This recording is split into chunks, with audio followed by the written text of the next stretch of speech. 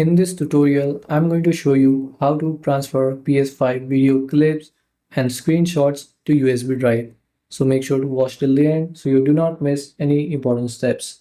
And if you are looking for discounts on PS5 games and accessories, you can check out the links in the description below. So without any further ado, let's get started.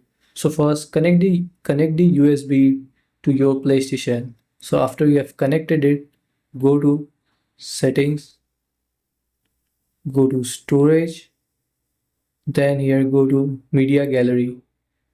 Now from here on the left side, go to Select Multiple and press X.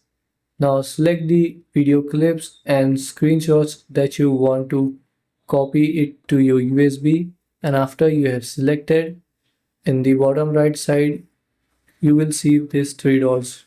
Go on it and press X. Then go on copy to USB drive. Then go on copy and press X. So now you have to wait for it to copy.